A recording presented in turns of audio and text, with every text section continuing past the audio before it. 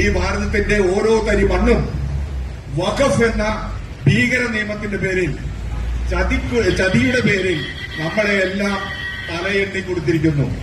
സനാതന ധർമ്മ സംസ്കാരം ഉൾക്കൊള്ളുന്ന ഈ ഭാരതം നാളെ ഇസ്ലാമിക മതരാഷ്ട്രമായി മാറുന്നതിനുള്ള ഏറ്റവും വലിയ ഒരു ധിക്കാരമാണ് നെഹ്റു കാണിച്ചു വെച്ചത്. ആ കുടുംബത്തിന്റെ പാരമ്പര്യം കൊണ്ട് ഇവിടെ വന്നിട്ടുള്ള ഈ സ്ത്രീയെ നിങ്ങൾ പാർലമെന്റിലേക്ക് അയക്കണോ എന്നുള്ളത് നിങ്ങളാണ് ചിന്തിക്കേണ്ടത്.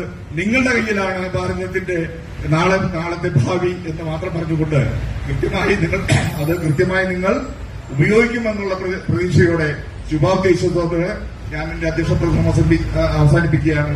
ഇവിടെ വിശിഷ്ട വ്യക്തികൾക്ക് വേറെയും പല പരിപാടികളിലും പങ്കെടുക്കേണ്ടതുള്ളതുകൊണ്ട് കൂടുതൽ നീട്ടി പറയുന്നില്ല. എങ്കിലും വൈകിട്ട് 5 മണി വരെ ഇരിക്കുന്ന ഈ ധർണയിൽ അവസരം പോലെ നമുക്കൊക്കെ സംവദിക്കാനുള്ള സമയമുണ്ട്. ഇപ്പോ ഈ ധർണയുടെ